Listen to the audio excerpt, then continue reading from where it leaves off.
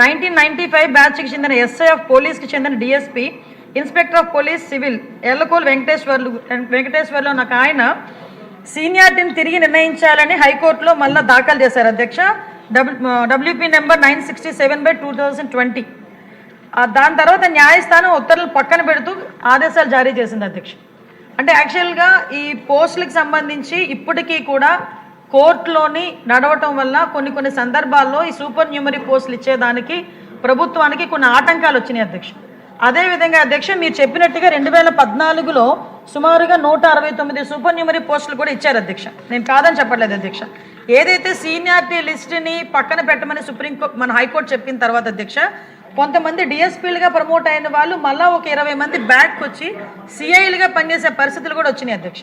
అధ్యక్ష ఎవరో కోర్టుకి వెళ్ళారని చెప్పి మొత్తం ప్రమోషన్స్ ఆపేస్తారు అధ్యక్ష. అరే కోర్టులు ఎలాగ వెళ్తానే ఉంటారు, అందుకని జీవితాంతం వాళ్ళందరూ కోర్టు నుంచి ఆర్డర్స్ వచ్చేటప్పటికి చచ్చిపోతారు అధ్యక్ష. ఆర్డర్స్ వచ్చేటప్పటికి చనిపోతారు వీళ్ళు.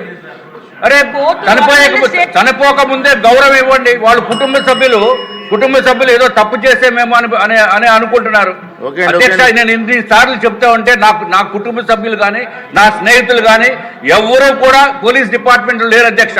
నా స్వార్థం గురించి కాదు, ఆఫీసర్స్ మన గురించి కష్టపడి చేస్తున్న వాళ్ళకి గౌరవం ఇవ్వాలని చెప్పి నేను కోరుకుంటున్నాను అధ్యక్ష.